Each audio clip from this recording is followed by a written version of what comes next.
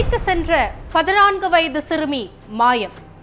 சந்தேகத்தின் பேரில் 16 வயது சிறுவனை பிடித்து விசாரணையில் வெளிவந்த அதிர்ச்சி தகவல். சிறுமியின் மூச்சை திணறடித்து துடிக்க துடிக்க கொன்ற பயங்கரம்.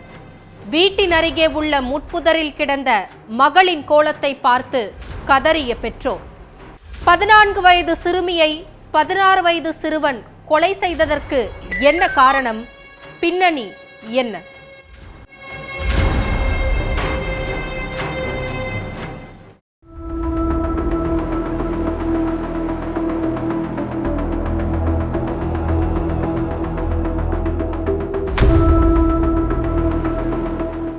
ஸ்கூலுக்கு போன 14 வயசு சிறுமி நீண்ட நேரமாகியும் வீடு திரும்பல. அதனால பதற்றமான பெற்றோர் நேரா ஸ்கூலுக்கு போய் விசாரிச்சப்ப சிறுமி ஸ்கூலுக்கே வரலன்னு அங்க இருந்த டீச்சர் சொல்லி இருக்காங்க. அது பெற்றோருக்கு உச்சகட்ட பயத்தை ஏற்படுத்தி இருக்கு. சிறுமிய பல இடங்கள்ல தேடி பார்த்தும் கிடைக்காததால போலீஸ் ஸ்டேஷன்ல போய் கம்ப்ளைண்ட் கொடுத்திருக்காங்க. அதுக்கப்புறம் உறவினர்களும் போலீஸும் விடிய விடிய சிறுமிய தேடி அலைஞ்சிருக்காங்க. கடைசியில நடு ராத்திரி 3 மணி அளவுல கருவாரங்குண்டு புதர்ல சிறுமி இறந்து கிடக்கிறதா போலீஸுக்கு தகவல் வந்திருக்கு. உடனடியா அங்க போய் பார்த்தா இறந்து கிடக்கிறது காணாம போன சிறுமின்னு தெரிய வந்திருக்கு. அதுக்கப்புறம் சிறுமியோட சடலத்தை மீட்டு போஸ்ட்மார்ட்டத்துக்கு அனுப்பி வச்ச போலீஸ் சிறுமியோட தாய்கிட்ட விசாரணையில இறங்குனாங்க. அப்போ என் மகளை நான் நல்லபடியா வளர்த்தேன். ஆனா இதே பகுதியைச் சேர்ந்த 16 வயசு சிறுவன் ஒருத்தன் என் மகளுக்கு அடிக்கடி தொல்லை கொடுத்துட்டே இருந்தா. அவனை பத்தி என் மகளே என்கிட்ட பலமுறை சொல்லி இருக்கா. எனக்கு அவன் மேலதான் சந்தேகமாயிருக்குன்னு சொல்லி இருக்காங்க. இதனால போலீசார் நேரா அந்த சிறுவனோட வீட்டுக்கு போயிருக்காங்க.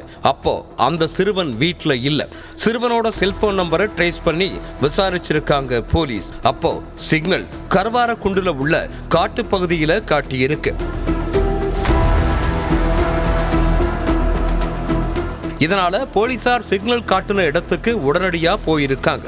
அப்போ போலீஸ பார்த்ததும் அந்த சிறுவன் புதருக்குள்ள ஒளிஞ்சிருக்கான். அதை நோட் பண்ண போலீஸ் அந்த சிறுவனை சுத்தி வளைச்சு பிடிச்சு நேரா போலீஸ் ஸ்டேஷனுக்கு கொண்டு போய் விசாரிச்சிருக்காங்க. கேரளாவில் உள்ள மலப்புரம் பகுதியைச் சேர்ந்த 14 வயசு சிறுமி அதே பகுதியில் உள்ள ஒரு பள்ளியில 9ஆம் வகுப்பு படிச்சுட்டு இருந்தாங்க. அந்த சிறுமிய அதே பகுதியைச் சேர்ந்த 12ஆம் வகுப்பு மாணவன் ஒருத்தன் ஒருதலை பட்சமா காதலிச்சுட்டு இருந்தான். சிறுமி பள்ளிக்கு போகும்போதெல்லாம் அவங்கள பின்தொடர்ந்து ரொம்ப தொல்லை கொடுத்துட்டு இருந்திருக்கா.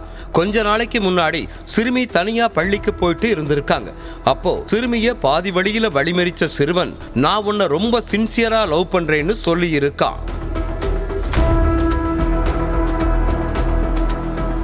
அதை கேட்டு கோபமான சிறுமி நீங்க யாருன்னே எனக்கு தெரியாது, எதுக்கு என்கிட்ட வந்து லவ்வ சொல்றீங்க? எனக்கு இந்த லவ் எல்லாம் பிடிக்காது, அது எங்க குடும்பத்துக்கும் செட் ஆகாது, அதனால இனிமே என்ன ஃபாலோ பண்ற வேலையை வச்சுக்காதீங்கன்னு சொல்லிட்டு அங்கிருந்து கிளம்பி இருக்காங்க.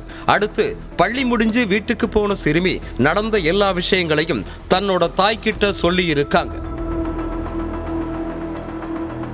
இதனால சிறுமியோட தாய் அந்த மாணவனை கண்டிச்சிருக்காங்க. படிக்க வேண்டிய வயசுல எதுக்கு இப்படி லவ் பண்ணி என் மகளை டார்ச்சர் பண்ணிட்டு இருக்க? என் மகள் பின்னாடி சுத்துறத இத்தோட நிப்பாட்டிக்க.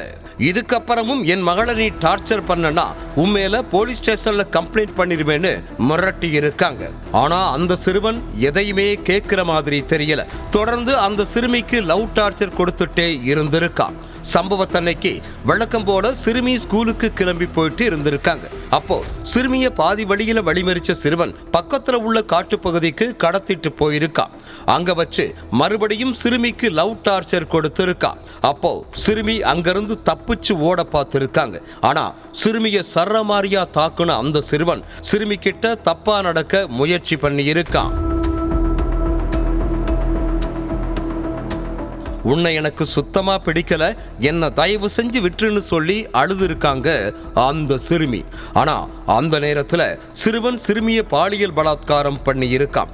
அதனால வலி தாங்க முடியாத அந்த சிறுமி இங்க நடந்த எல்லாத்தையும் எங்க அம்மா கிட்ட சொல்லுவேன், போலீஸ் ஸ்டேஷன்ல கம்ப்ளைண்ட் பண்ணி உன்னை சும்மா விடமாட்டேன்னு மிரட்டி இருக்காங்க.